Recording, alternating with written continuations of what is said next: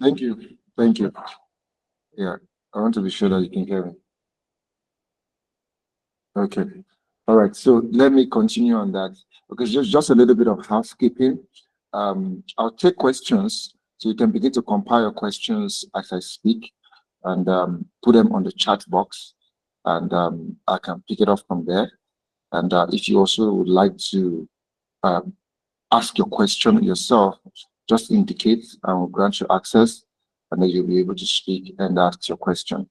Okay, so latching on to what Dr. Kene has said, today's conversation, I call it a conversation because I want it to be really very personal.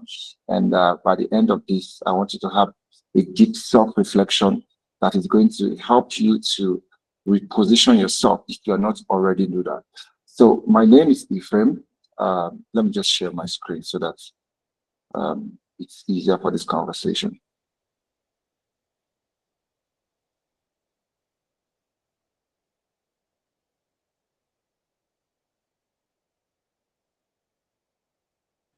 Can you manage? Otherwise, yeah. Can you? Okay, please let me know when you can see my screen. Yes, we see it. Okay, amazing. Okay, let's go back to the beginning slide. Okay, all right, amazing. Okay, great. So I'm going to begin. But before I begin, I just want to put some information before us. A lot has been going on about, AI and all of that. AI is here to stay already, and it's something that we all have to live with and adapt with and master. I'll use that word because a recent study by MIT, very alarming study. The results were very alarming. A recent study, and as a matter of fact, how recent this year? A recent study by MIT indicates that excessive use or over reliance on AI is actually making young people between the ages of 18 to 39, young adults, mentally lazy. So just hold that information there as we continue on this conversation. Okay, hold that information there. So because in this conversation, I'm going to talk about the pros and the cons of AI as well. And you need to apply ethics in using them. So the ethical use of AI in positioning yourself. So today I want to talk about positioning yourself for success in the world of work, or should I say in the world of AI, because this is our new reality. Okay, so a little bit of introduction. My name is Ephraim, like I said, and this is what I do. I speak to young people. I mentor founders as well. I also recruit, and in general, I'm a tech person. I'm a tech entrepreneur. So you can check out my profile later on LinkedIn. Okay, so what is the first thing that you do when you go and you meet somebody? Say, for example, you are in a physical space or in a meeting, and you get into a summit or an event.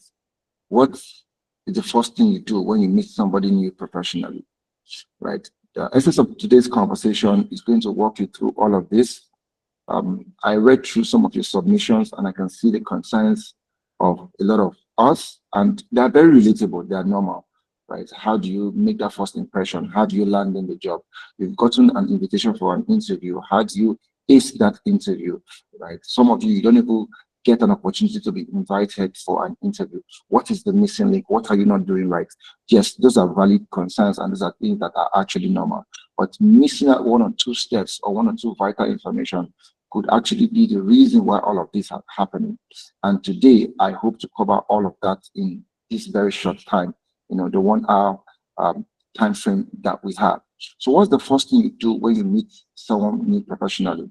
I'm sure a lot of us have had this experience before.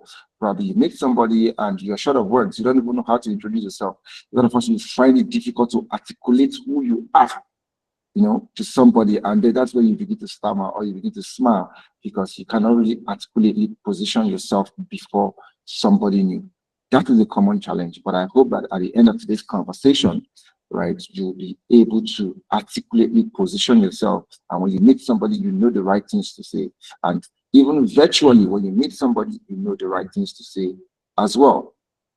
Okay, so let me proceed. In the digital age, your online presence is your first impression. What does yours say? So I've transitioned from meeting people, physically to meeting people virtually. Now, a lot of networking opportunities happen online. So if you find it difficult to interact with people in person, at least you should be able to work on interacting with people online. Okay. And it is very important to be able to master this, because this is where we are right now. Dr. Kene gave a little bit of highlights of how the world is global right now, and you can be anywhere and work for any company and do your best job and live your best life. But it doesn't just come on a platter.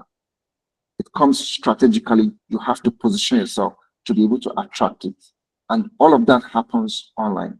So which underscores the necessity of you mastering strong online skills that will help you position yourself properly in this age and days of AI. So let us proceed. Networking is one of the most important means of unlocking opportunities. So if you're a shy person who is unable to converse with people physically, at least you should be able to work on your skills to be able to do that online. So sharing knowledge, creating and collaborating across sectors. In a digital world, the need to use such facilities effectively and with a lot of intentionality has never been more imperative. Emphasis on intentionality, please. There is a reason why I'm laying emphasis on all this, because I'm going to get through to it when we go into the practical session of using LinkedIn to build a professional online brand or online presence.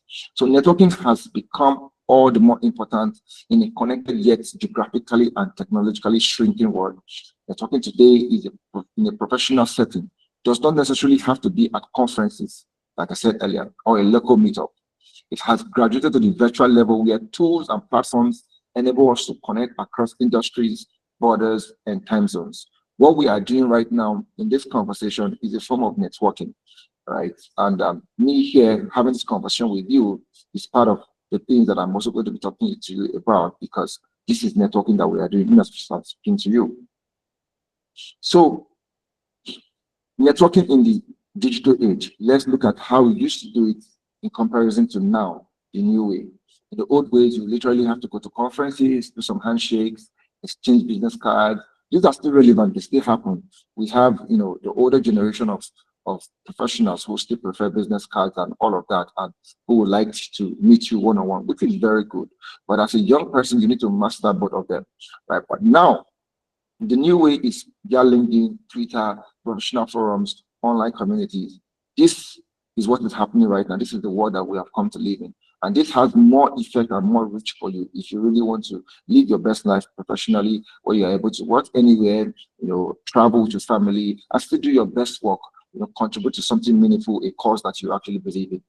This is actually the way forward, because it connects you to a global audience, which is all the more reason why you need to master the art of networking virtually. Okay, so why does networking matter more than ever? Or why does virtual networking matters now more than ever? Because of course, the exposure to opportunities is massive.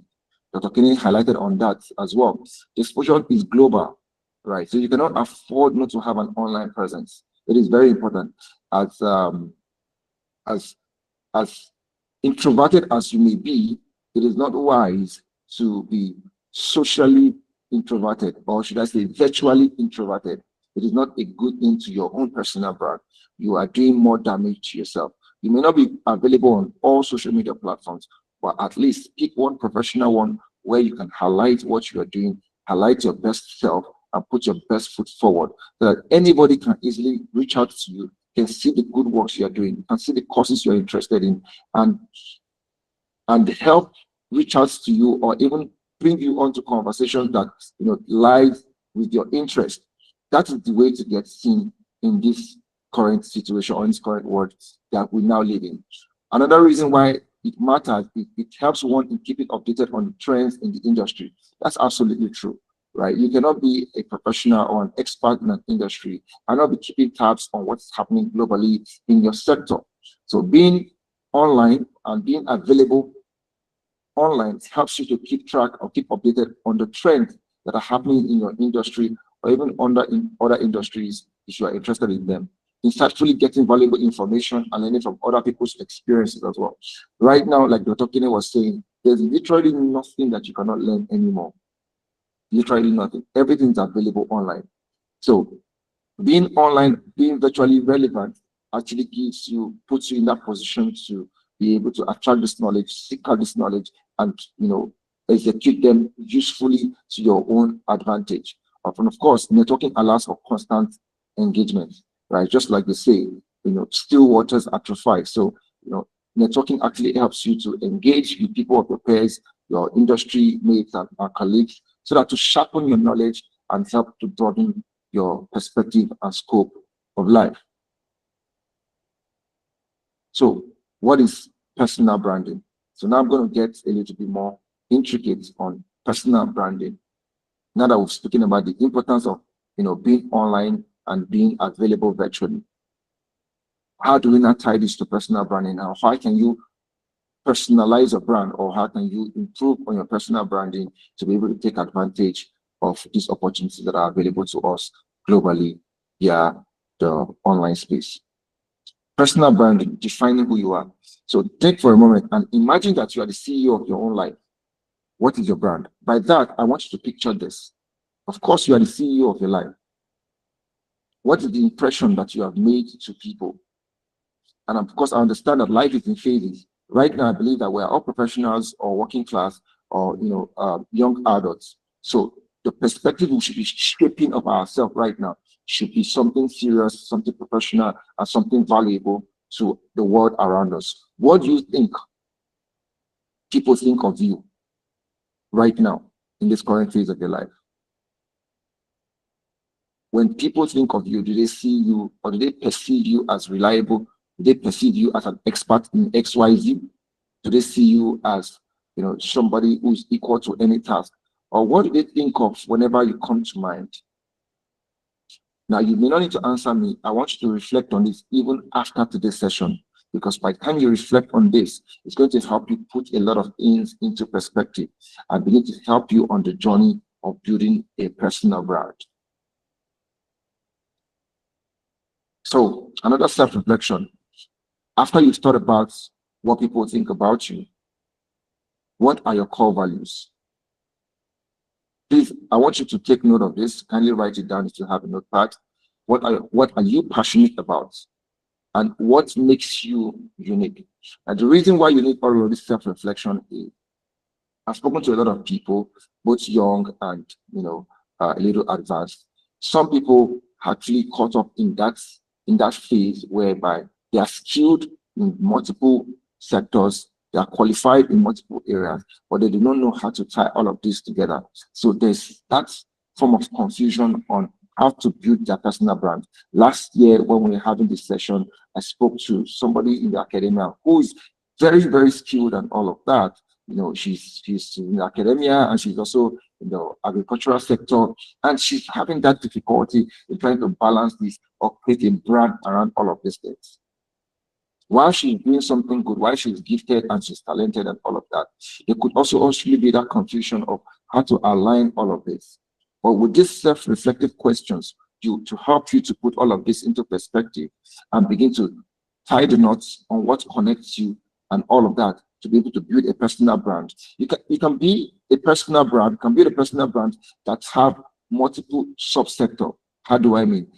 I'm Ephraim, I'm a tech entrepreneur, but in my tech entrepreneurship journey, people also know me as helping a lot of young people to build a personal brand. This is something I've worked on over time. I also help recruiters to source for talent.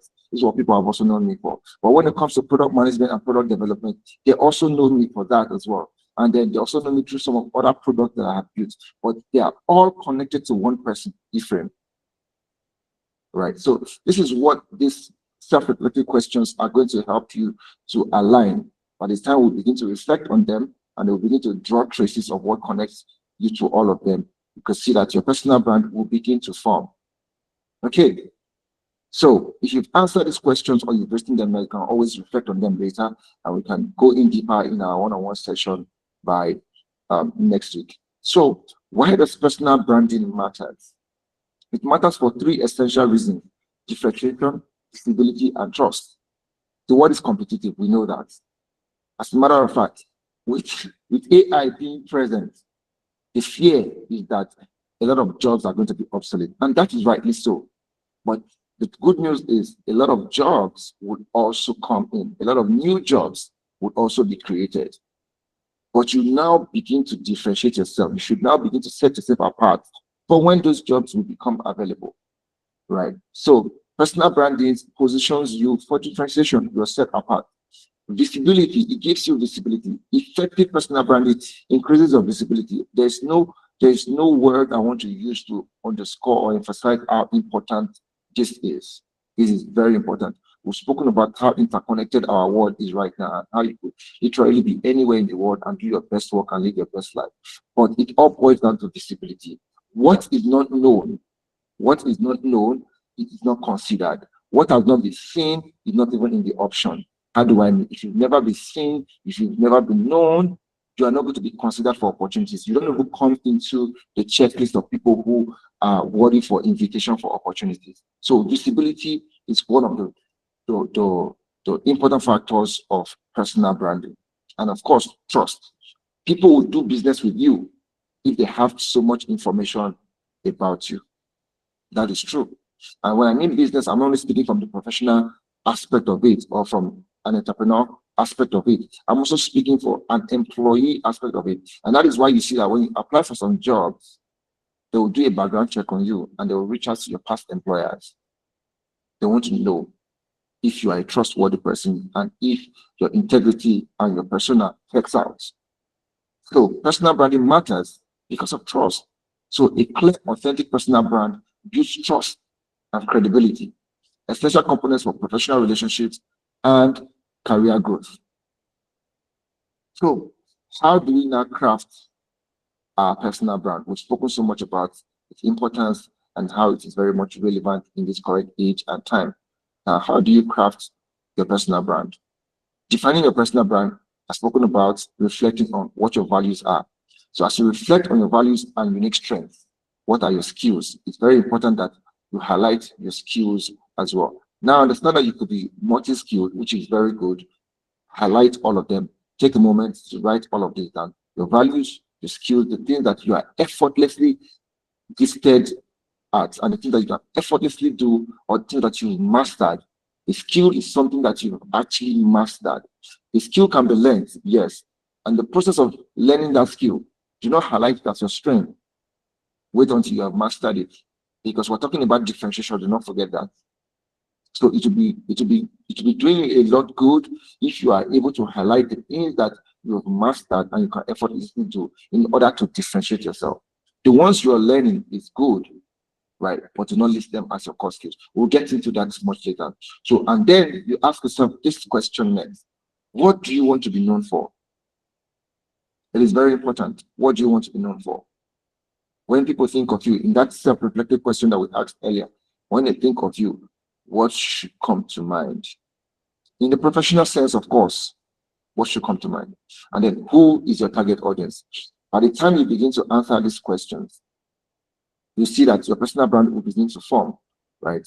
Whatever you want to be known for, if you want to be known as that expert guy when it comes to agriculture or setting up your personal home farm, or that guy that is known for everything tech gadget or recommending the best tech gadget, or that guy that is known for everything when it comes to sales or OOH, which is out of home marketing and all of that, you can actually differentiate yourself in such way.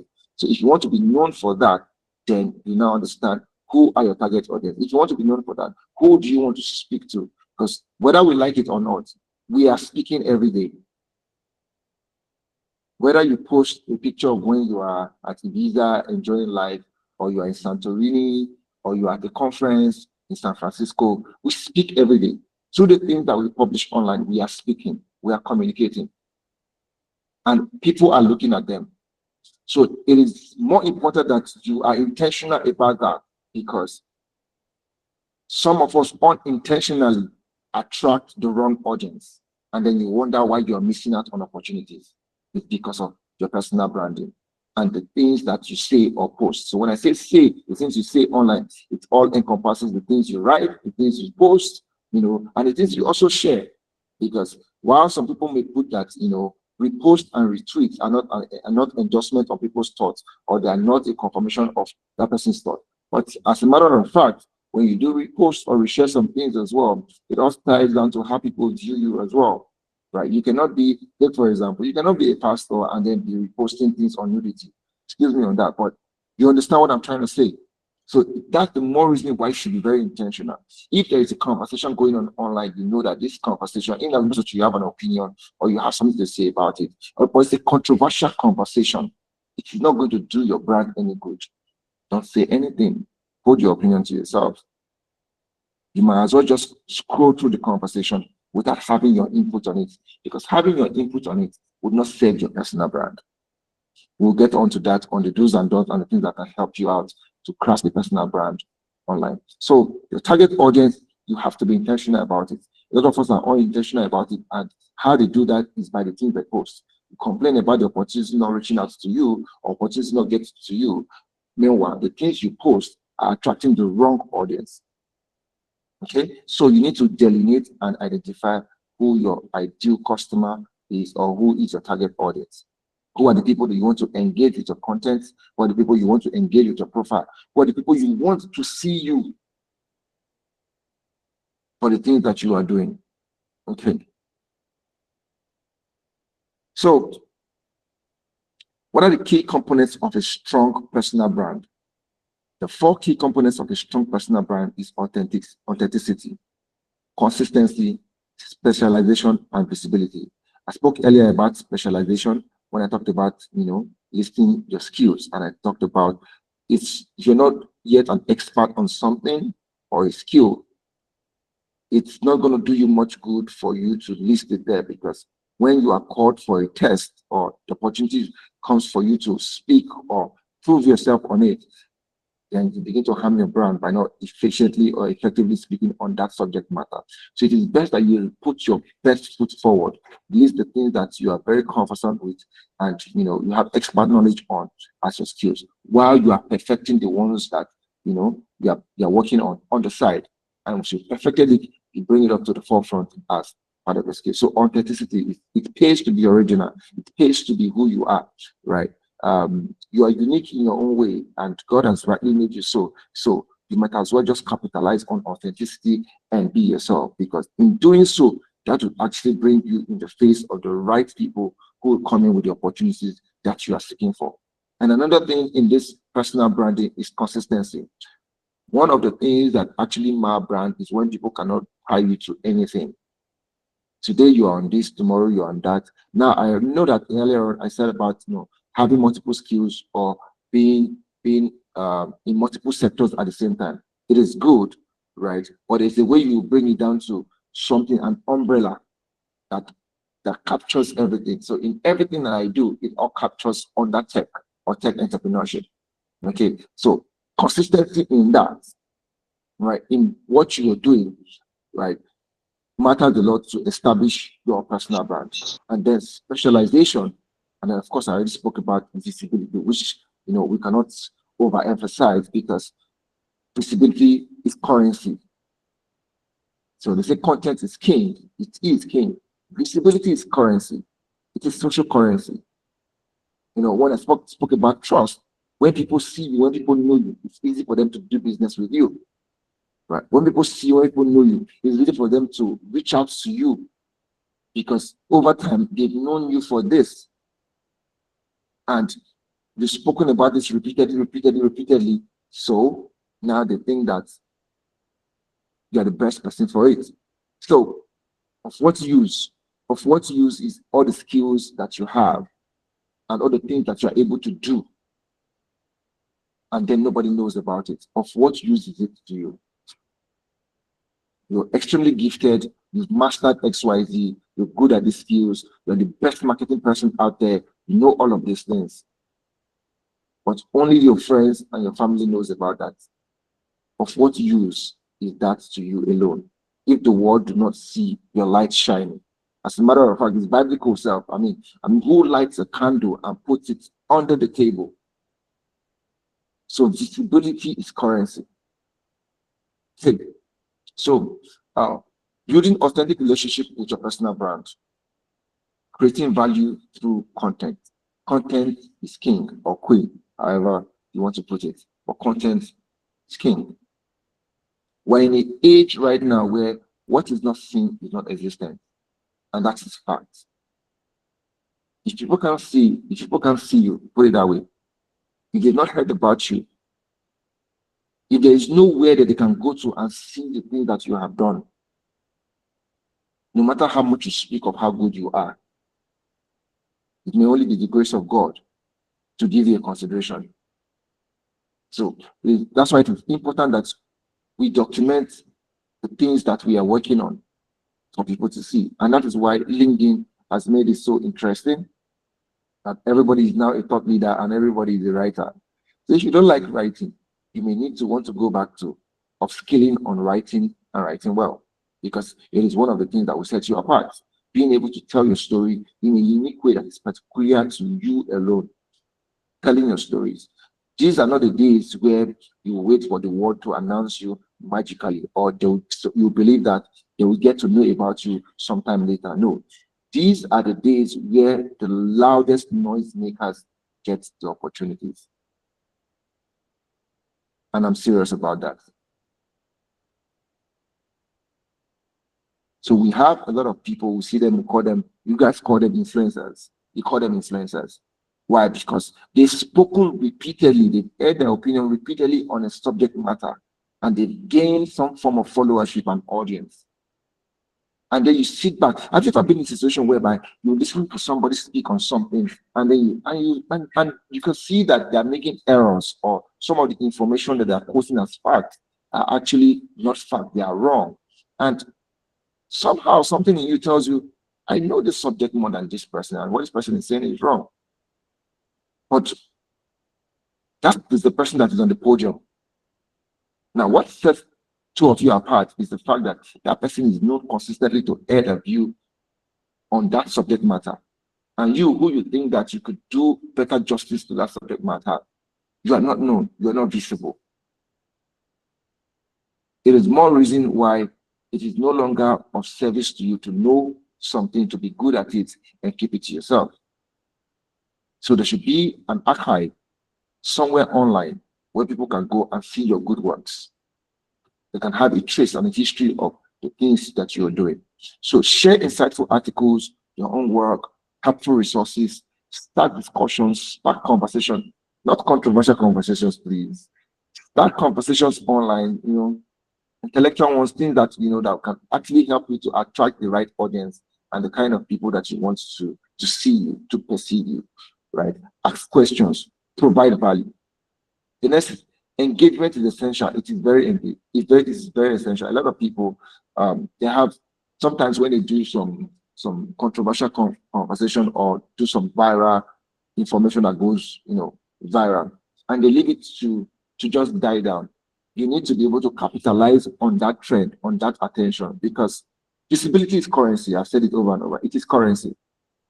And that is why you see a lot of people go the extra mile to do some controversial things. Of course, based on your moral values.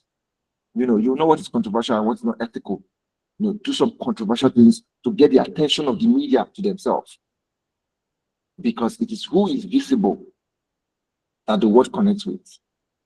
So engagement is essential. When all of this is happening, you're sparking this conversation, it's very important that you engage. Do not let that momentum die down. Capitalize on it as much as possible to further leverage on it to drive more traffic, more attention to you, even to your other profiles, and to the things that you are doing. Okay, so respond to comments, join conversation, be present.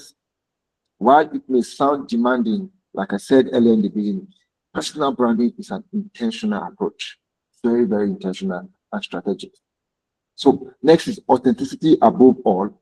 Be yourself, let your personality shine through, build trust through genuine interaction, and then credibility is also vital. One of the easiest ways to build credibility is through recommendation and endorsements from others in your network.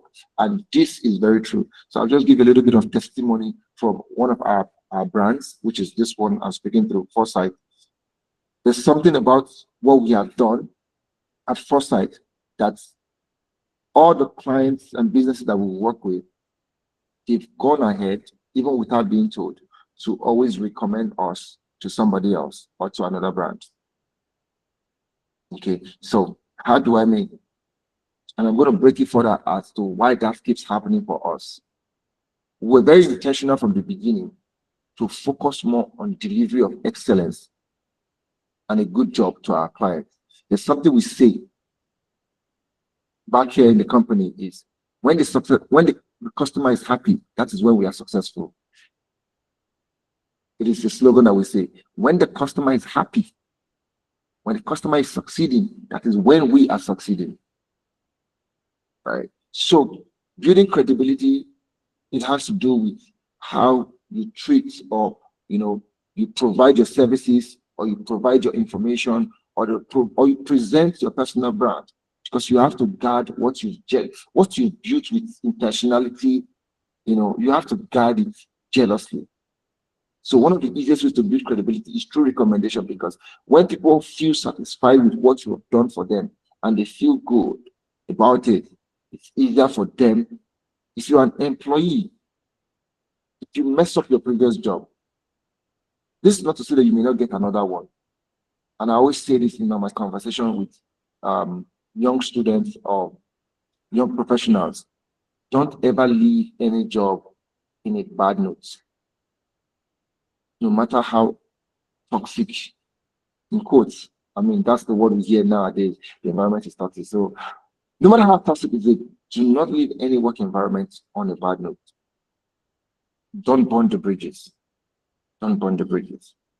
And that also goes a long way to tell us how to also relate with our colleagues as well. Always maintain a good relationship.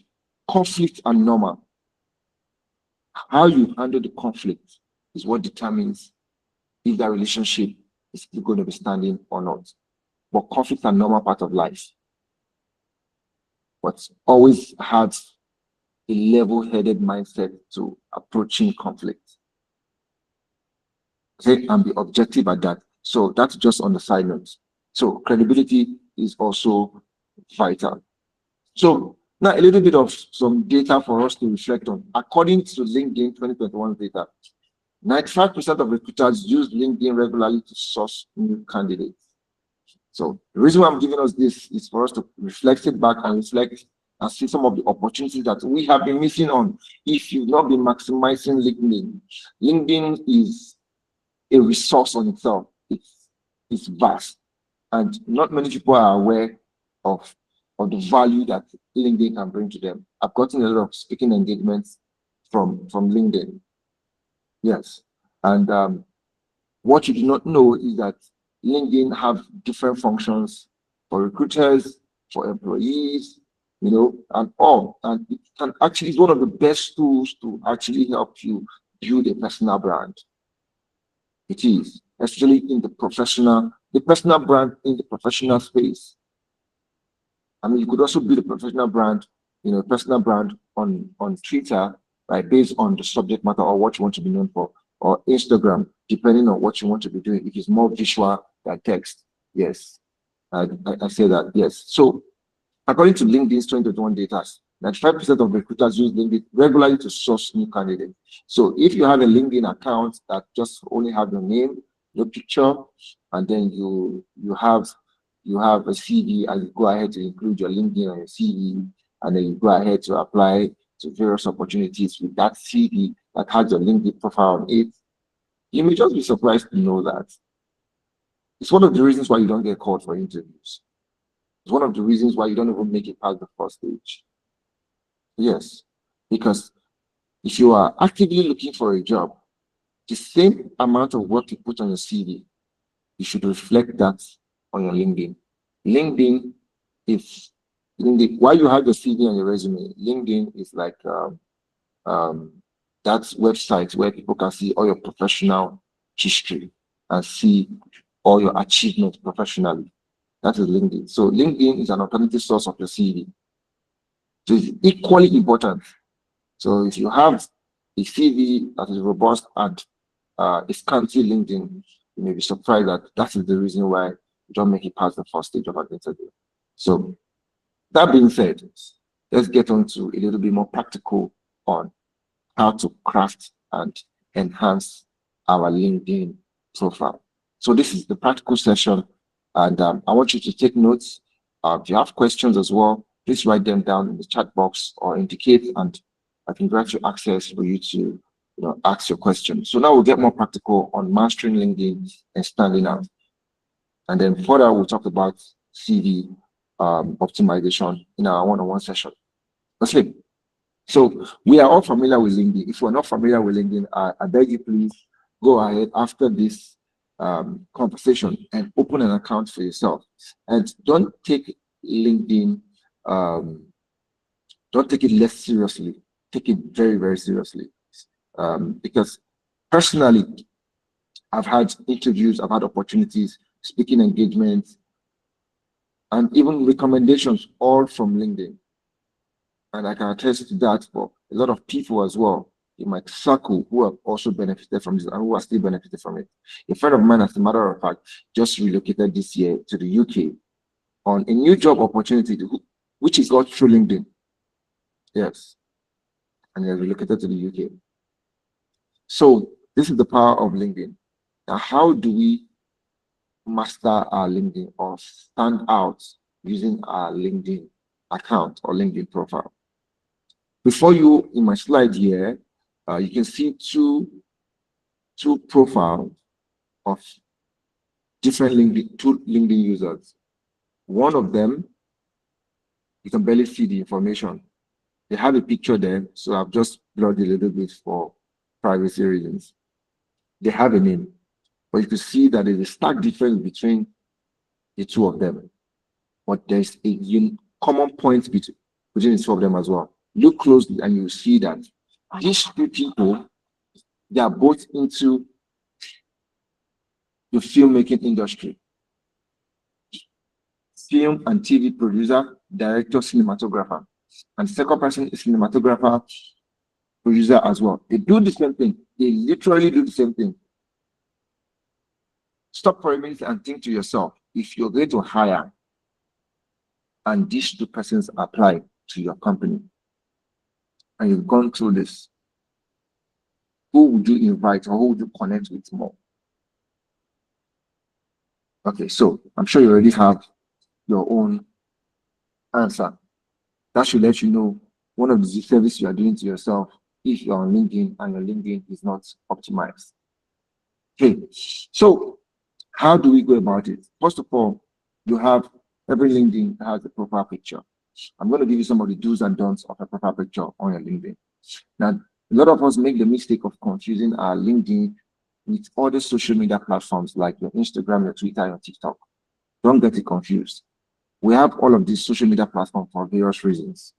And to do you better good, right, as somebody who wants to craft a unique personal brand, to delineate these two and treat them for what they are. Okay, LinkedIn is a professional space. The other social media platforms, like TikTok and the rest, that's good for social content and the rest. They can also be used for, passing professional and serious messages too, right? But for LinkedIn, these are the do's and don'ts. You see on your profile photo and banner, it is very important that you have them. While you have them, your headshot for your LinkedIn profile should be a professional one. I beg you, it should be a professional one. A lot of us will have selfies there. I see examples of this is having a family selfie and copy the other person out. This is not fit for LinkedIn. This is a selfie with part of the face chopped out. This is not the ideal profile photo for LinkedIn. Something clear, visible, professional outfit, all your facial features are showing. This is the standard for LinkedIn. So if you do not have something like this on your LinkedIn right now, beg you after this, go and update it. So the next thing on your LinkedIn account is an headline. Now this, I will tell you the function of this. A lot of people underutilize this aspect of LinkedIn. So if you're familiar with marketing, SEOs and all of that, right?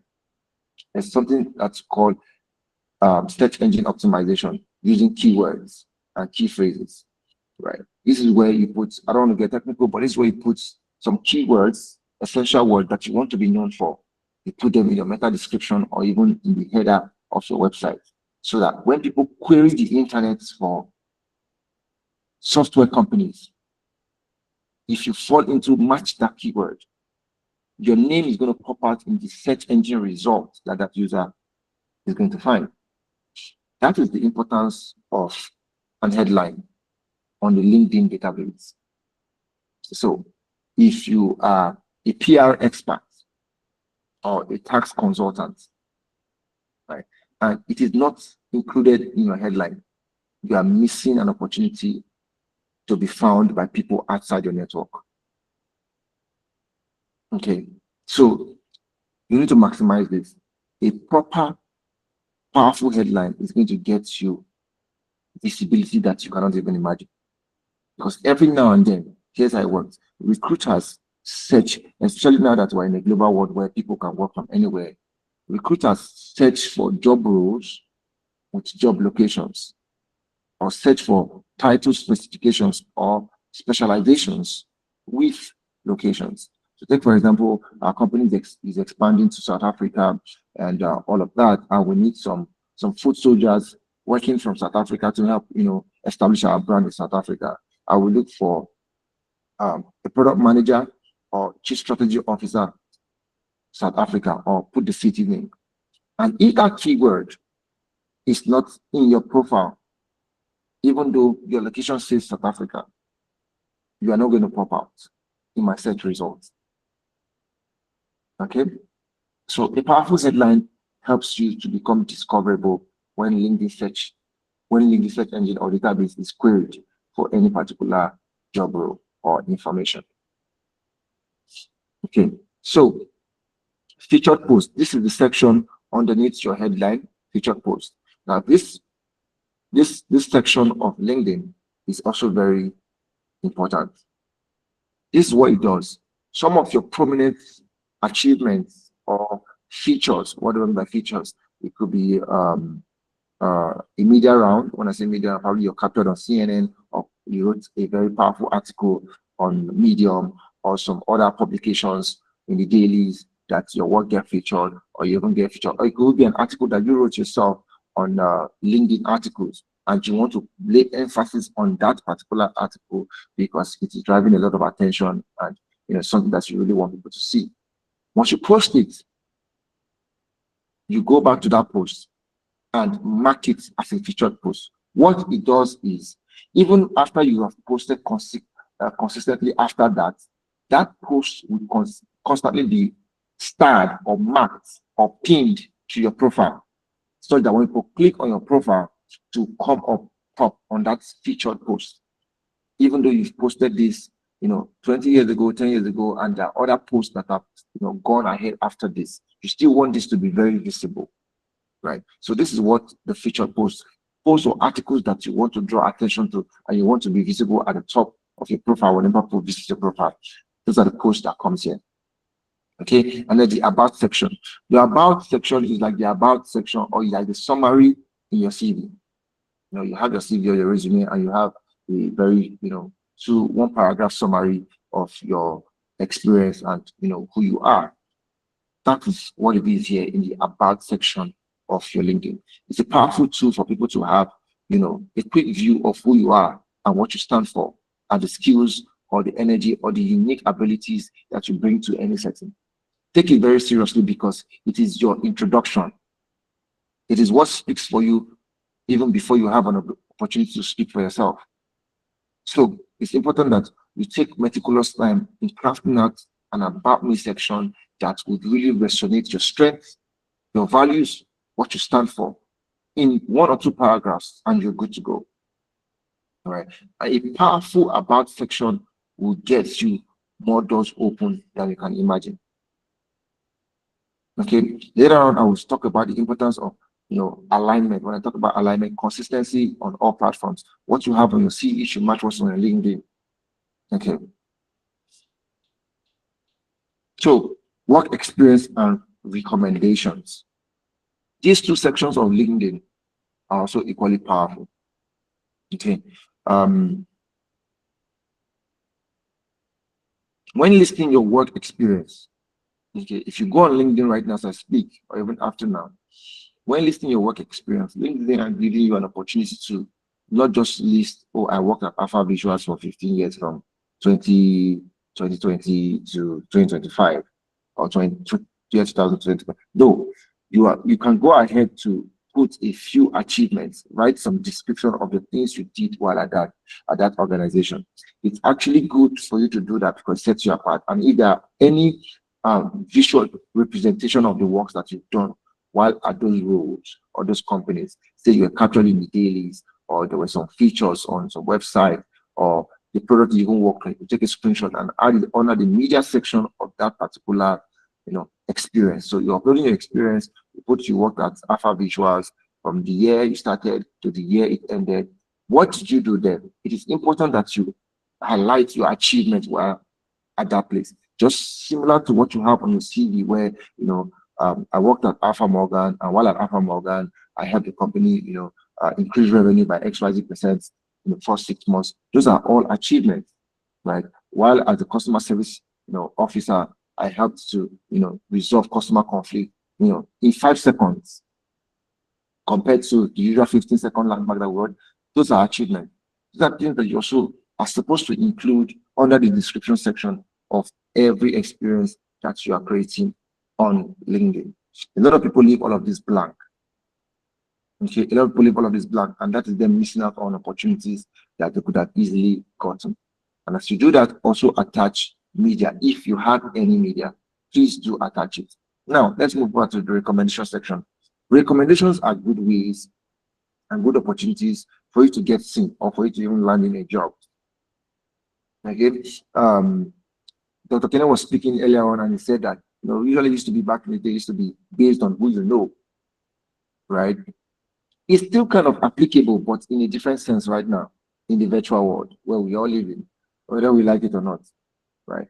Let your good work speak for you. Earlier I spoke about maintaining good relationship with people and ensuring that you never leave any workplace or any relationship on a bad note. Always try to straighten things out, even if you want to leave. Recommendations will set you apart. They will land you faster for an interview than you applying directly. I remember when I was talking and I was saying that at Foresight, one of our companies, there is no client we've worked with that I'm not going ahead to bring another client for us. That is the power of recommendation. Okay, so who can write you a recommendation on LinkedIn? Anybody can literally write you a recommendation on LinkedIn if you have a tie or a link to them, be it a former colleague, a former boss, a client, a friend, a teammate, classmate. Anybody can write you a recommendation. So it's important that you request a recommendation from the people who you know that their word or their profile can also lift your own profile. You worked in a former company, you had a good relationship with your boss, you're proud of the things that you did while there, and truthfully, you did actually accomplish a lot of things, but you've moved on to another place, or you are out there right now seeking for another. Let your boss, can you request for a recommendation from your boss? Yes, even while still in your current job, it may not be until you leave. You work with your teammates, right? Probably on the same level, or they are the team lead, or they're your supervisor, and you have a good working relationship. You enjoy what you're doing with them. You guys are actually acing the numbers and you're meeting the targets, and everybody, let them write you a recommendation. Request for it, let them write you a recommendation. These are things that are going to help you and set you apart. You can also give people recommendation as well while you are receiving recommendations. You can also write your colleagues and your friends recommendations as well. They are going to set you apart. They are the testimonies of people who have worked with you.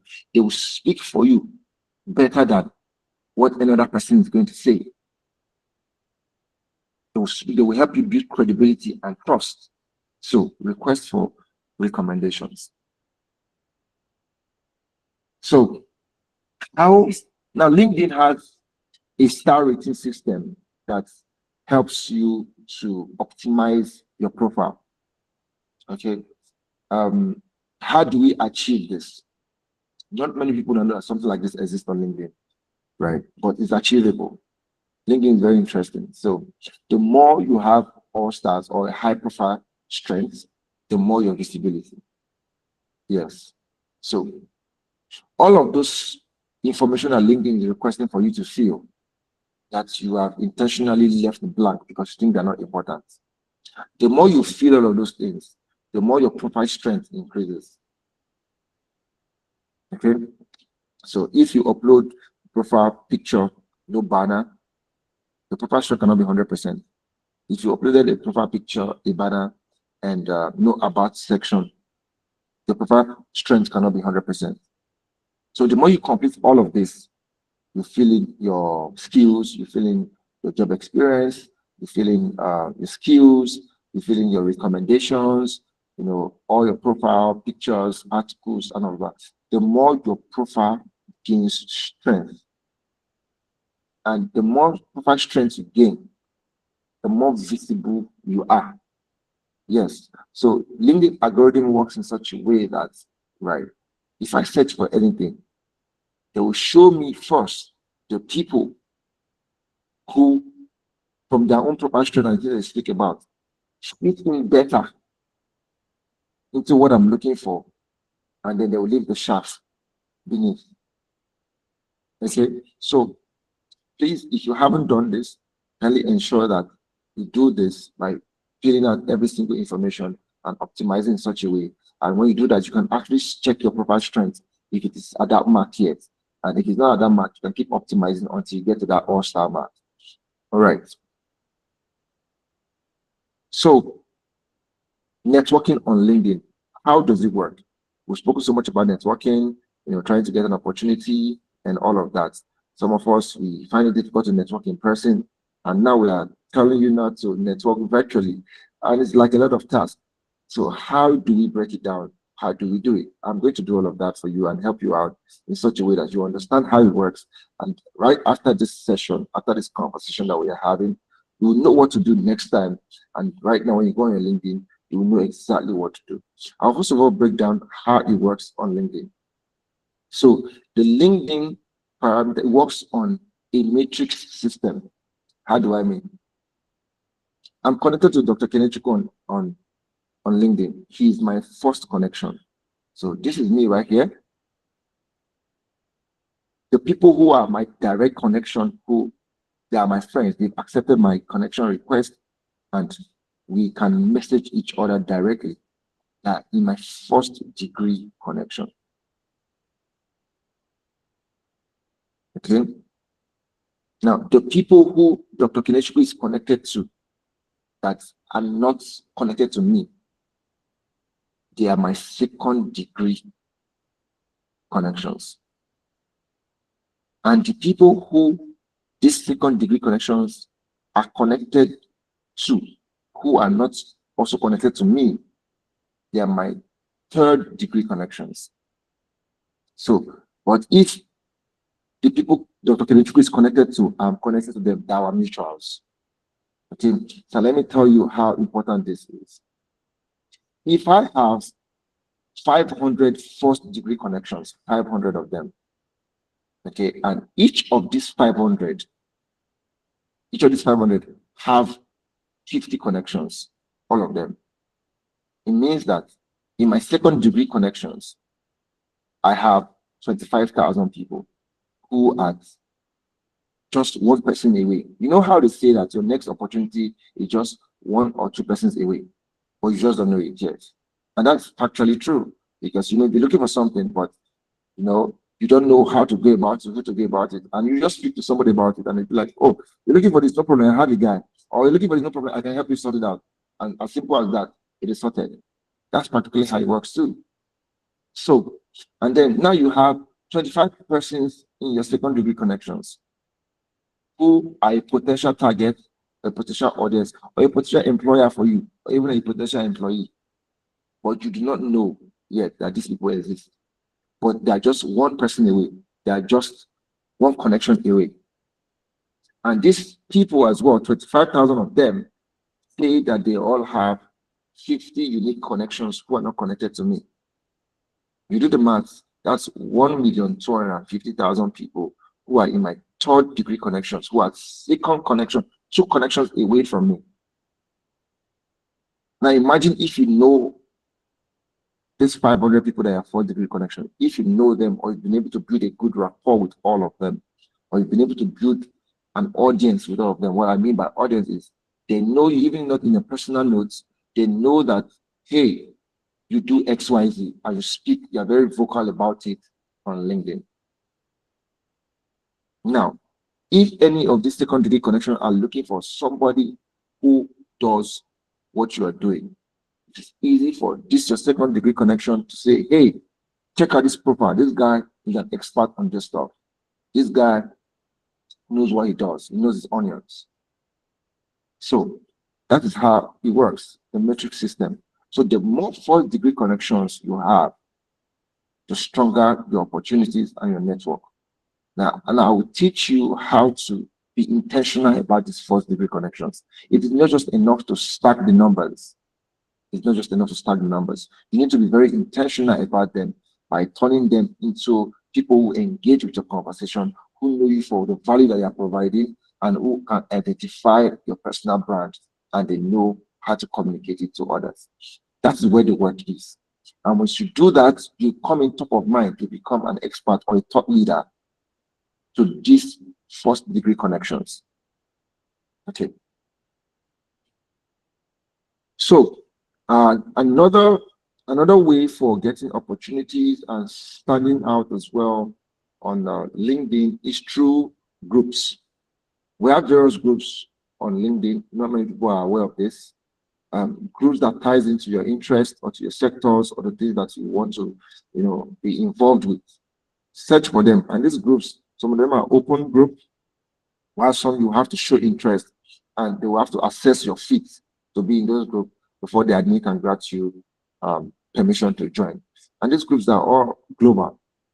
So you can search for them pertaining to your industry or your interest, to interest in cybersecurity, AI, policy making, Kenya business communities. You can see all of it. Just search for whatever it is that you're interested in. There's a group for it. I can assure you for that. And then go right ahead and join those groups. When you join those groups, do not be part of those people who, become part of WhatsApp group and they are redundant. They only go there to check messages. Let your voice be known. Let your voice be heard. Let people be able to see that, oh, this is Ephraim. This is what Ephraim does. And this is what Ephraim looks like.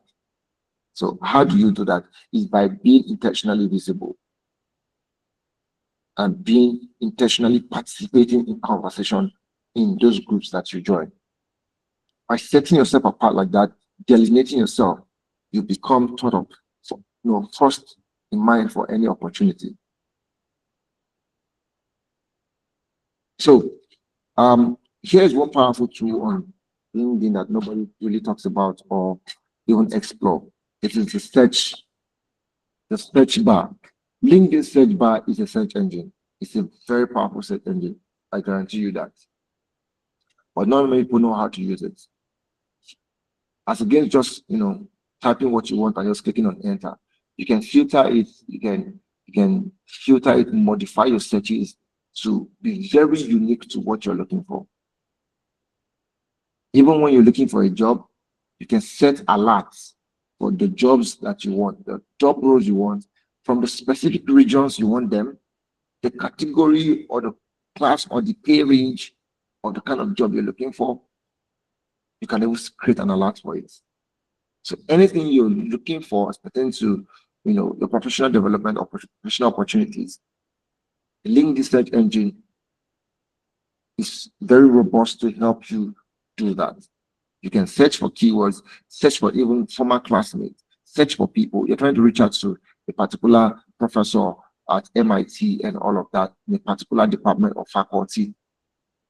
You can do that. You can streamline your search in such a way that you're going to find out the result will include professors in MIT in a particular faculty, from their duration, when they serve their current one, not those that, not ex-faculty professors, current one, and you get your results. You're looking for an opportunity, you want to be, see job opportunities on marketing only, and you want those job opportunities to come from Canada, Ontario, Canada, you can streamline your search in such a way and set an alert for it. And LinkedIn job recommendation is only going to push any opportunity coming from Ontario, Canada to you. Okay. So anything you're looking for, even leads, opportunities, not limited to networking only, just search for it. Simply search for it on LinkedIn and filter your searching, and you'll get what you want. You can find warm leads by searching through content even. You want to know somebody who is an expert in a particular subject matter, through that topic, search for it on LinkedIn. And you see the people who have written or spoken the most about that particular content. Yes. So that is that on searching it.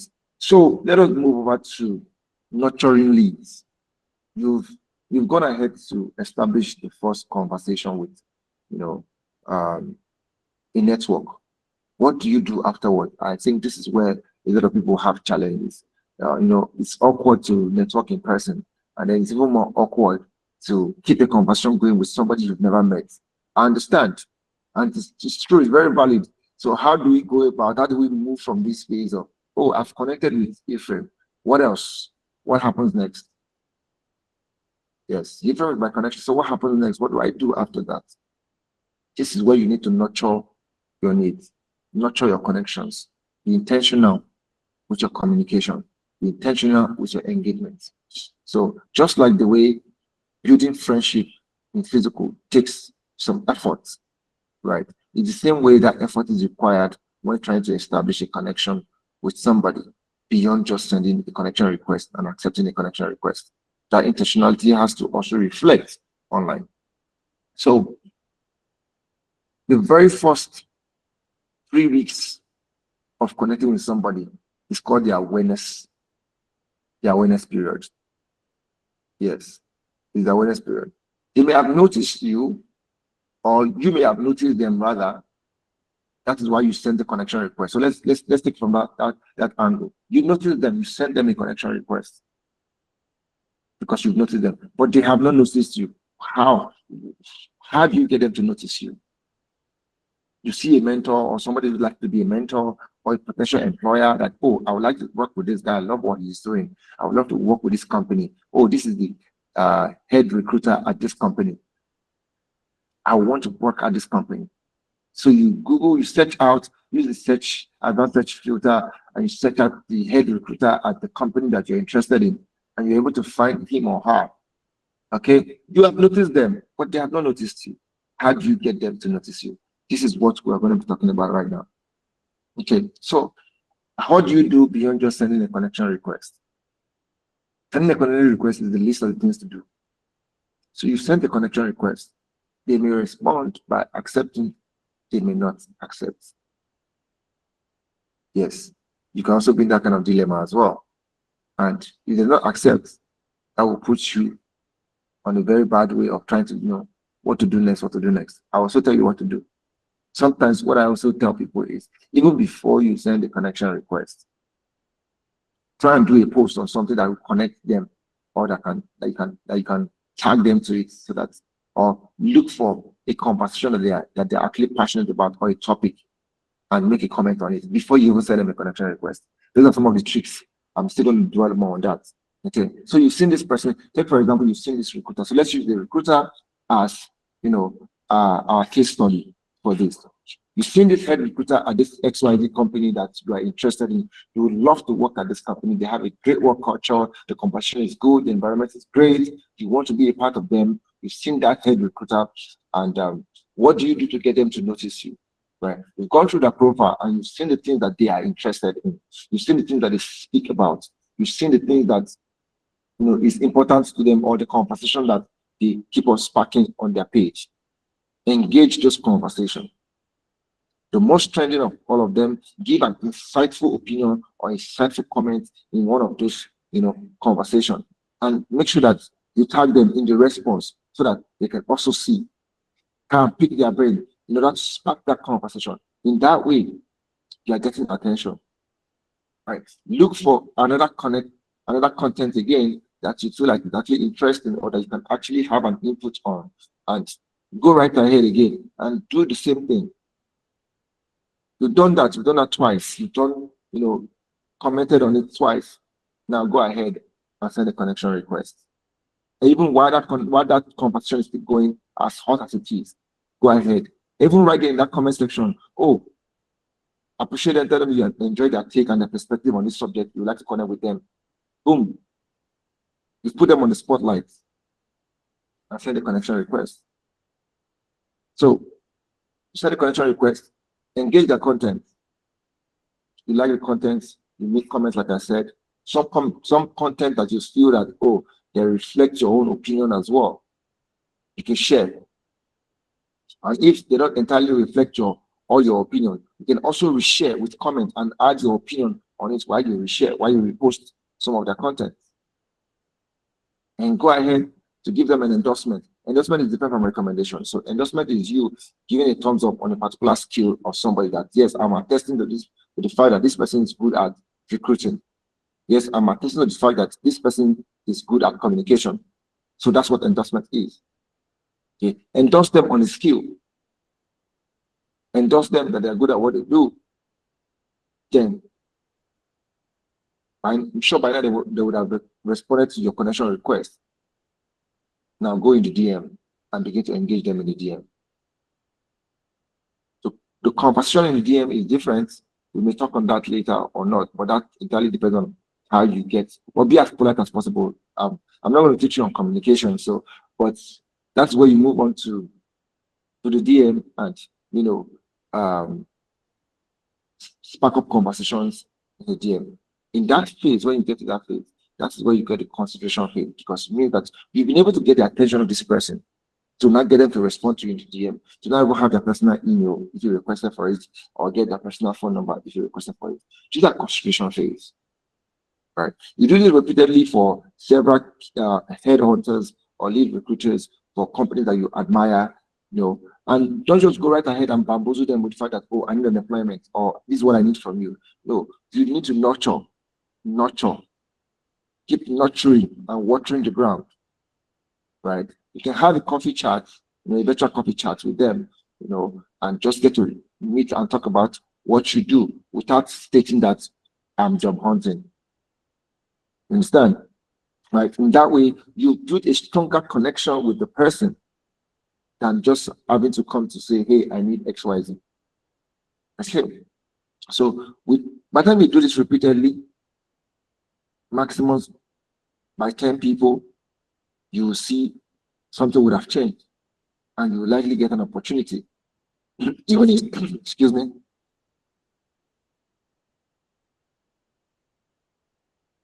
So even if the opportunity is not going to be coming from them directly, you not come top of mind for any opportunity that they see, which they cannot push to your way. So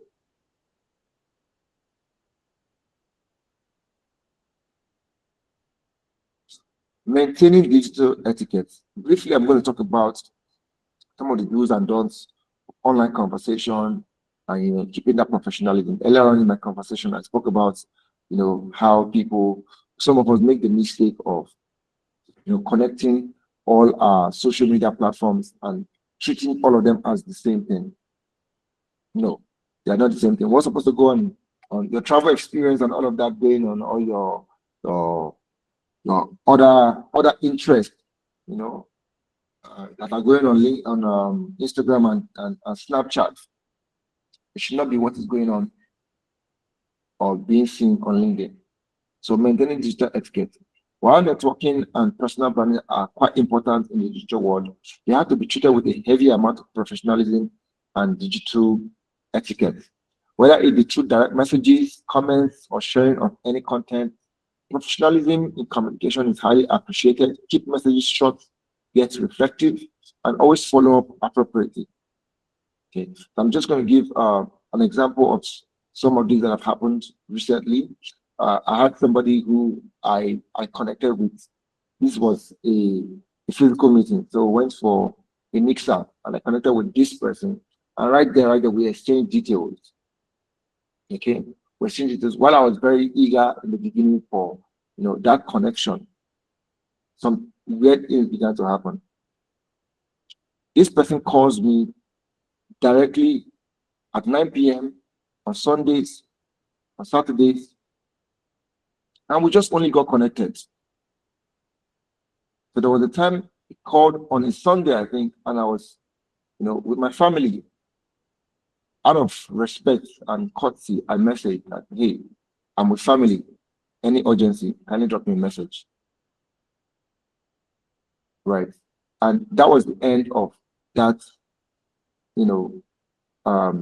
communication, because they do not understand what etiquette is and professionalism is. You don't want to bamboozle your new connection, or you don't want to, encroach in their space, all up in their faces. Your new connection, you don't want to do that to them. You will push them away. So you need to also respect boundaries. Okay. Some people prefer messages to calls. Right.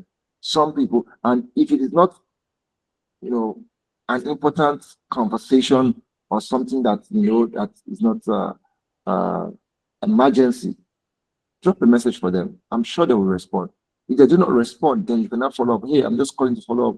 And you know how you do that. But you know what's professional. I'm sure you know that when you're encroaching on somebody's space, you will know that this is encroaching, right? So try and maintain a professional, communication style from the beginning, in order not to push your new connection away. Okay, so you can engage with other people's content through comments, likes, or shares. It shows that you value the potential of a two-way relationship rather than what others can give you. Credibility is also vital. I've spoken about it before. One of the easiest ways to build credibility is through recommendation and endorsements from others in the network. Do not hesitate to ask a colleague or mentor to endorse your skills on LinkedIn or to write a recommendation. These testimonials add a layer of social proof that strengthens your brand, right? And also understand communication patterns, please, and communication times, right? I spoke about communication methods and different communication styles. Ideally, a message would actually do. For somebody who you're just connecting with, ideally, a message will do. I'm sure they will respond. But calling them morning, afternoon, evening, Sundays, Saturdays, weekends is unprofessional. They are not your body. They are not your family members. Unless, of course, you guys have that close. But if you haven't, you are nurturing this lead. Don't push it away. Okay, by being overbearing. So understand the difference, please. All right. So the law of, I'm coming to the end of my conversation already. So I know this is quite lengthy. So I'm coming to the end of the conversation already. So let's just stay with me and we can ask our questions. In closing, I'm going to tell you something. The law of reciprocity, right? When approaching a network or when building your personal brand, always come off with the mindset of giving first. Yes. This is something I learned way, way back that I do apply with all my mentors. Before I even engage somebody as a mentor, I may have gifted them severally. And that gifting, don't get it wrong, it may not be in buying physical gift and give it to them. Maybe doing something nice for them, maybe, and all of that. It may just be that they're looking for some information and I said, okay, no problem, let me help you to go do more research on it. And here I come with all the information on that for them and make things easier for them. Now, here is what the law of reciprocity says. The law of reciprocity basically says that when someone does something nice for you, you have a deep-rooted psychological urge to do something nice in return. As a matter of fact, you may even reciprocate with a gesture far more generous than their original good deed. It's just human nature. So always come from the aspect of giving first than coming from the aspect of receiving. So how do I mean? Earlier I spoke about even if you want to work with this person, you notice that this is your target audience. I would like to work with these guys, right? But you know how I said that is not the first thing you put in the DM when you are engaging this person. You've done a good job by nurturing their lead, engaging with them, responding to their comment. They now see, they know your name. You send a connection request. You've done a good job by that, right?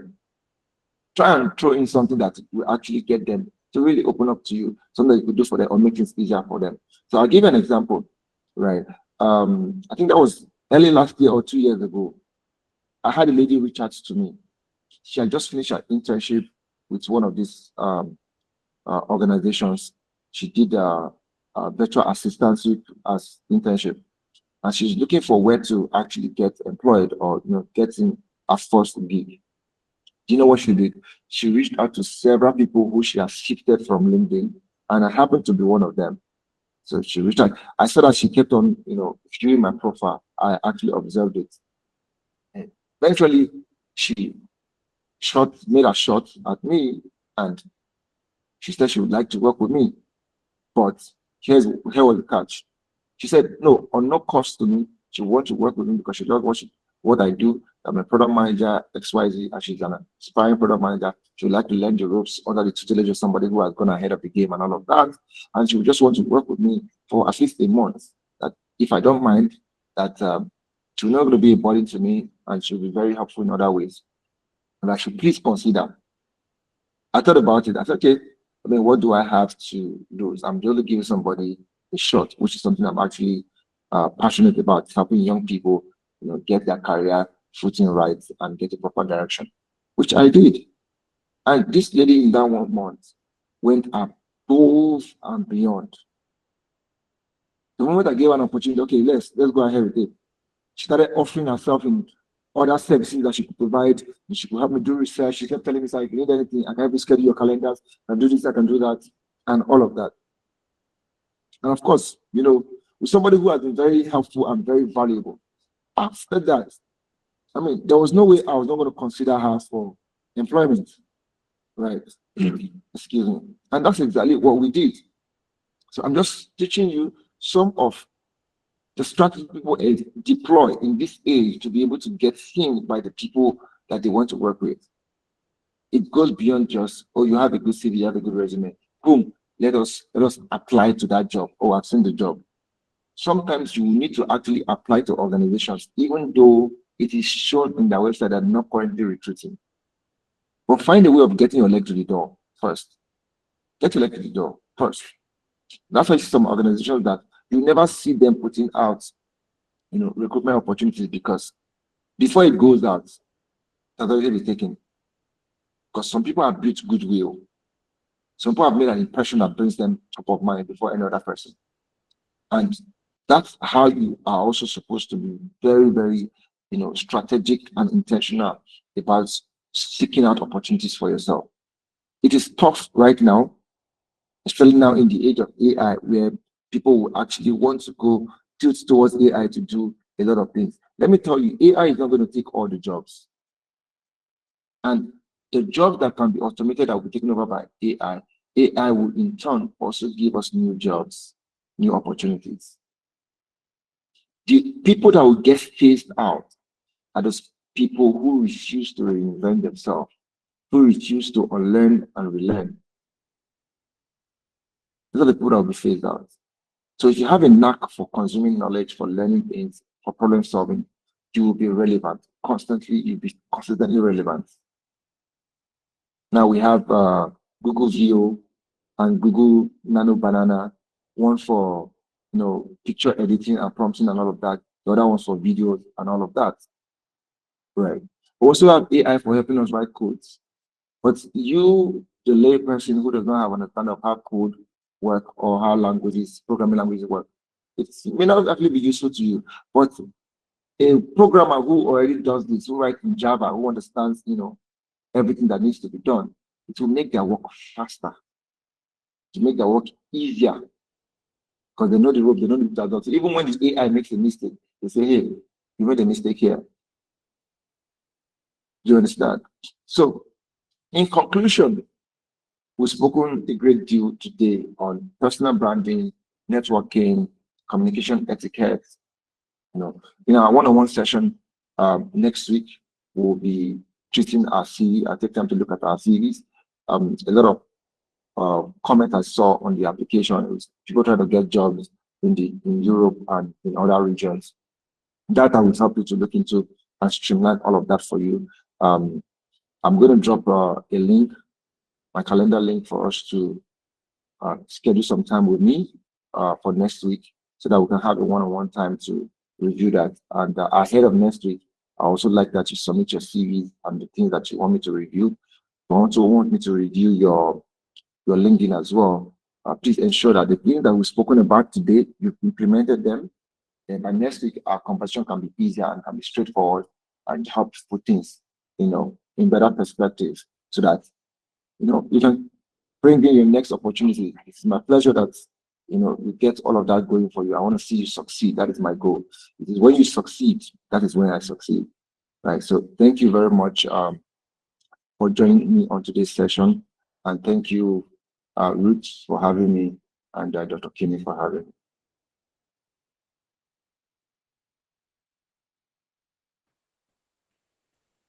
Thank you, Ephraim. Thank you so, so much for this really so inspiring and, well, incredible contribution.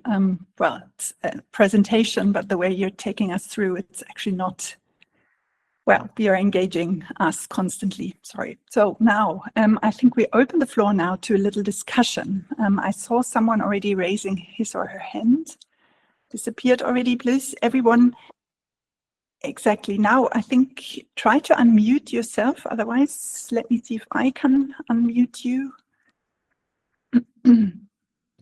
But you should be able, in principle, to come in. Now the hand is down again.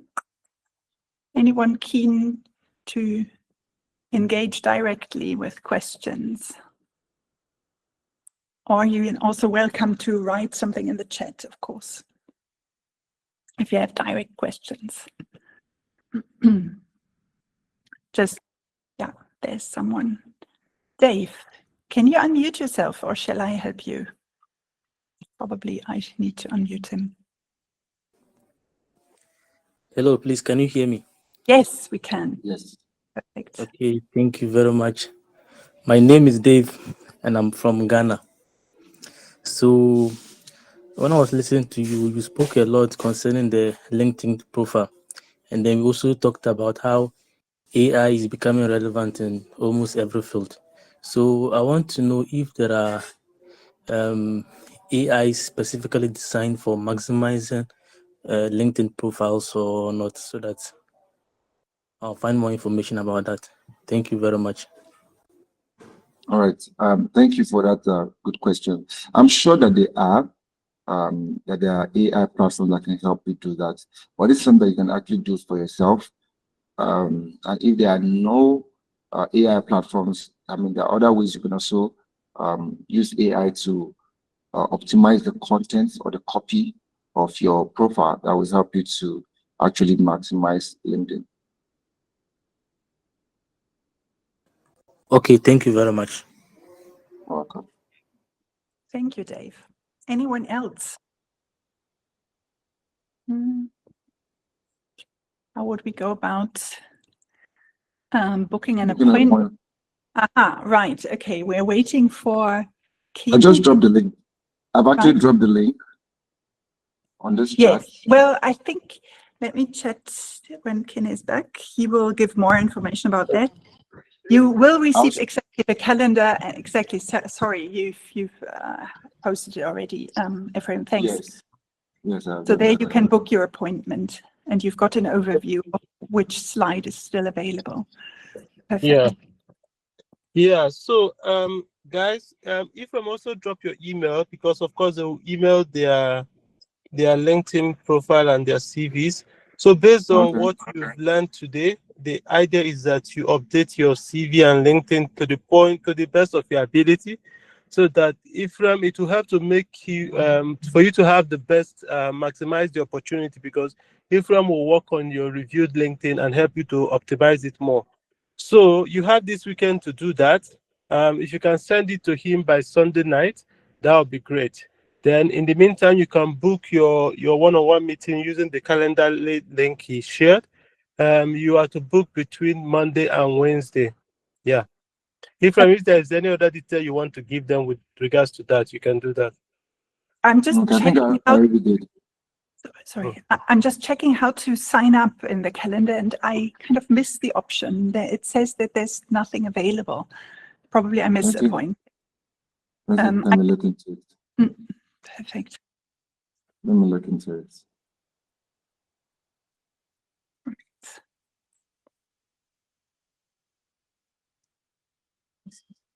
Okay, availability.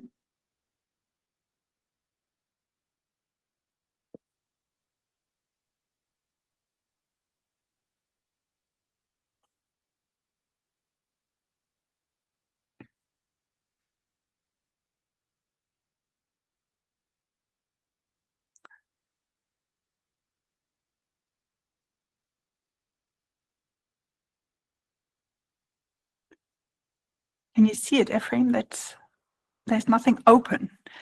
I can see the specific calendar that you set up for, offering 30 minutes appointments and all of that, but there's no slot that I can see. Okay, I've updated it. Okay. And Perhaps refresh. also the others, if you just try and open it, perhaps it's just on my side right now, something that is probably not. So kindly refresh. You should be able to see Monday, Tuesday, Wednesday, 17th to 19th. Now it's there. Haha. Yes, there it is. So it's Monday for now, from 10 a.m. to 5 p.m. Okay. But perfect. So obviously, I just, yeah, so Tuesday and Wednesday, not yet, but probably you want to also fill the spaces bit by bit instead of opening up everything straight ahead. I understand completely. Perfect. So everyone try to accommodate that and sign up in what is available right now. That will help to schedule the whole system. Yeah, do you think that Monday will be enough for them? Because some people may not be available on Monday, Tuesday may work for them on Wednesday. So because this is the opportunity you have to engage them now. Right. To set it up so that we don't have to do a lot of admins over the weekend. Okay, so I think that was the update. So I've cleared it up. I've opened up to Wednesday. So you can just schedule if it's Wednesday you're available for the schedule. Yes, please, guys, schedule the day that works for you. Then you get ready to make the most of it. You are going to really benefit highly from it. Remember, this is an opportunity for you to have personalized review and feedback on both your LinkedIn and CV. Yeah. Okay, so somebody asked about working through LinkedIn verification process. I can do that. I mean, it's pretty straightforward. LinkedIn actually will walk you through it. So it's just for you to go on premium. When you go on premium, it means you have to pay. LinkedIn wants you to pay to go on premium, and then you can now verify your name with your government issued ID card, preferably your international passport, and then you do a liveliness check, and then it gives you that verification.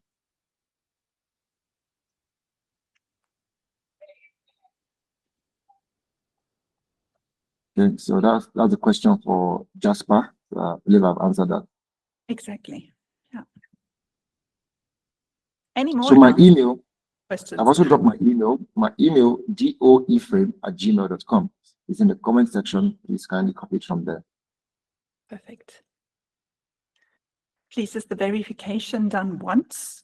I think so. Yes, the verification is done once, but the subscription is monthly or yearly, depending on you. The what? Sorry, I didn't. Could you repeat?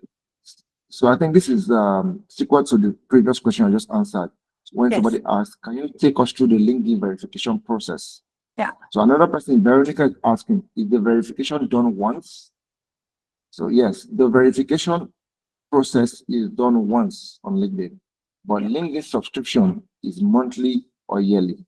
Oh, I didn't know that. Okay. Right. So that's premium subscription, meaning that you can decide to be paying every month or just once a year. The payment. Okay, now. Yeah. All right. But there's also free. LinkedIn is actually free, mind you, please. Let's not get it confused. LinkedIn is free. So this question was the person who was asking for verification. LinkedIn is free, and you can also go on premium. So for you to get advanced features and all of that. But LinkedIn is free. And I remember from an earlier session, Ephraim, that you actually said, correct me if I'm wrong, that it actually works well with the free version already.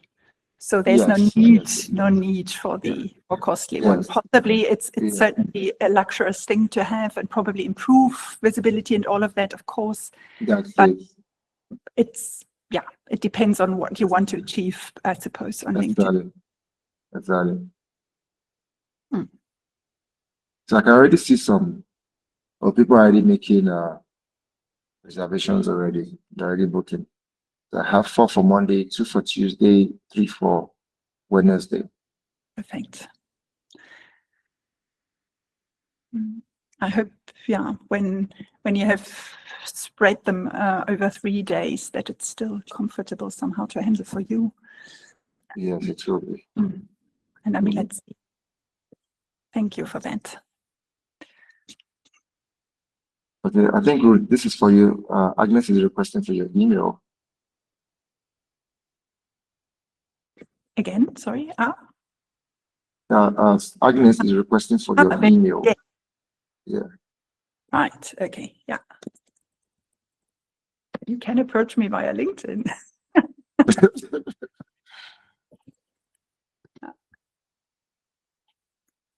It's me. Yeah, you're welcome, Agnes. Right. A lot of people thanking you, of course, very fruitful, very inspiring, lots of positive feedback. Thank you for having me. It's a pleasure to speak to you guys. Thank you. And it has been the 3rd year already, Ephraim. It's nice collaboration created, and really, you make such a difference. I was so amazed when Dr. Kidechukwu reached out to me. I mean, this is the 3rd year on a row consecutively, and actually been amazing. Lovely. Yeah, and also from earlier rounds, we received such great feedback also about, it's what Kine just says, said, please make use of this incredible. Lovely, thank you. Yeah, and otherwise, if there are no further questions, I'm sure, Kine, you are going to send, or your staff's going to send the calendar invite through.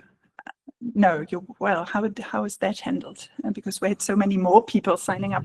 Yeah, we don't want to send it to over almost 300 people that apply, because if they are not here, there's no point. I understand. Right? Yes. Because if you send it to them, they want to book, but they were not here to learn how to do it. Yes, I'm sorry, of course. Yeah, no, sure. Okay, so I can just reshare. I think somebody is requesting for the link again. I can reshare it. So here is the link, and also my email there as well. So kindly send in your CV and with your LinkedIn link, updated LinkedIn, so that I review ahead of time before our one-on-one session. Okay, great. So people can send you stuff beforehand, or even encouraged to do so via the email address. Yes. Sent. Perfect. So I just dropped the details again. And if you are here and you have any problem with the calendar or any issue, but you attended, you can just email Ejiro, the person that has been communicating with you, and will sort you out. But we just want to limit it to the people that are here. Yes, of course. That makes sense. Right. So that's why I'm kind of keeping it open for now, so that no one misses the calendar link and the email address. Yes, so here is my LinkedIn as well. You can connect with me on LinkedIn. Okay. I think I'm still sharing my screen. So the QR code there, that's my LinkedIn. You just connect with me. Yeah, perfect. Yes, this session has been recorded, and Kine is going to make it available via his website. Certainly, we'll obviously still need to decide if we slice it into the different sections. Probably we will.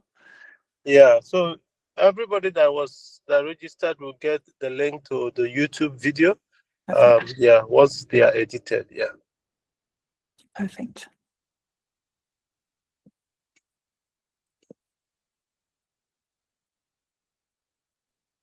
Wow, there are no more appointments. Also So fast. perfect. So the calendar is filling, right? Okay. They actually say the calendar is full. It's full. Wow. Really amazing. I need to improve my LinkedIn profile. I'm about to work on it. Someone is asking when is the next workshop. Ah, We'll let you know. Hopefully, we do something again next year. We want to see how we can continue. Yeah, but we'll let you know. Just follow us on social media. Yeah. yes. I think there will be new options, even though my position will change, but we are in a network. And also, Ephraim, to you, I mean, I'm very happy that we are in touch, and let's see what comes up next.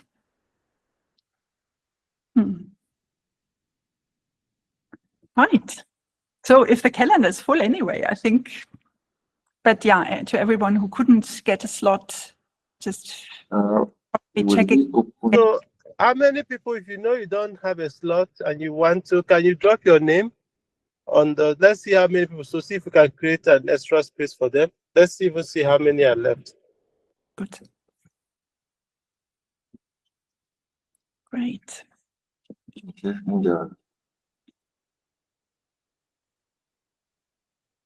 And yeah, someone, Diana, oh, no, that was Diana. Are you able to unmute yourself and chat? Just talk to us. Ephraim, did you make it 1 hour? No, I made it 30 minutes. Wow. Oh, Yes, hi, Diana. Come in. Yes. Yes, hi. Thank you for this really helpful coaching session. I want to book a day, and I'm seeing the old calls. We don't have, the connection is not a good one, Diana. I can't. I think we can't hear you well. Try again. Okay, Ephraim, were you able to check the number of people? Me? I'm going to increase it now. I think I'm able to increase it. Okay, great. Okay, let's. Can we get back to Diana, or what are we doing now? Sorry. Oh, no. I was just checking the number of people that are yet to book their calendar that want to. So they wrote down their names. So we are checking to make more space for them. But Diana can speak up. Sorry, I wasn't. Okay, there was someone, Diana. She was about to talk. Okay, sorry. Diana, you can talk. There's more space now. There's more space. I've created 12 more spaces. Oh, wow. Thank you for that. Yes. So can you refresh and quickly book? Oh, sorry, I think you've already sorted it out. I wanted to ask where are we writing our names, or how are we booking those spaces? Okay. Have you been following this meeting? Or you are just coming? No, I've been here. So do I write my name here down in the messages, or should I? No, we share the link where people would register. So if you were here, you would have understood how the only people we asked to send their names are those that couldn't register because the registration platform is full. Yes, That's yes. I needed to confirm that. So let me just write that down, my name, because the registration. No, I've already sorted it. I've sorted it out. Go to that calendar link and you see spaces. Yeah. Okay, thank you. There's a lot again available. Okay, right. And Audu, please come in. All right, thank you very much. I really want to appreciate you for organizing such a section for us. So my inquiry is, I'll be speaking to, I think, Foresight. Sorry, I'm using the name directly. You did make mention that there is actually the need to send a CV and a LinkedIn profile for you to go through before the day of the appointment. So for example, how should it be? If my appointment is on Tuesday, when earliest do you expect me to turn in those items? That was what I wanted to confirm. Okay, so if you can send them in by this weekend, that would be great. So I have Saturday, Sunday to review everything. That would be great. All right, thank you very much. Or at least a day, 24 hours before your session. Okay, thank you.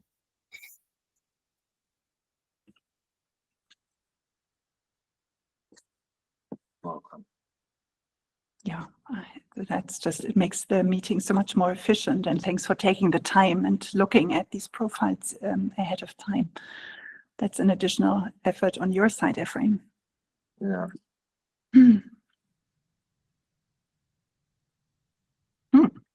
Everyone sorted.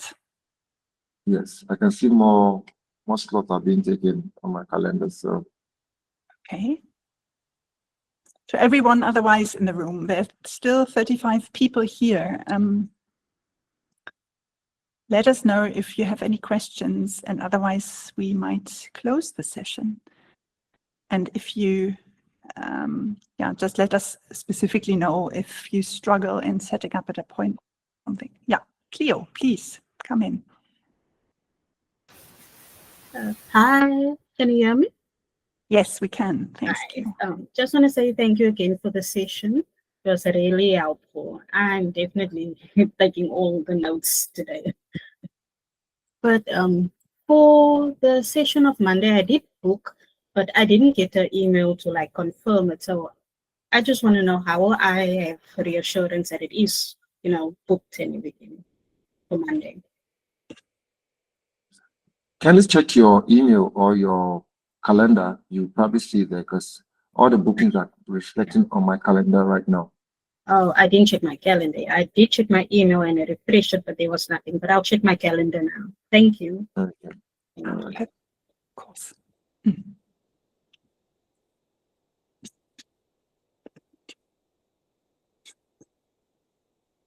So let me just ask every other person that booked, did you receive an email? Just want to make sure there's no problem with the settings.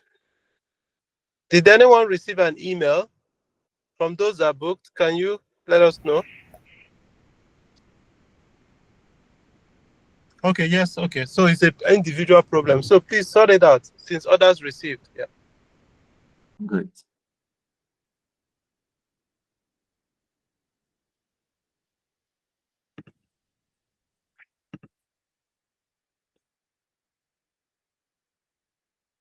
Brilliant.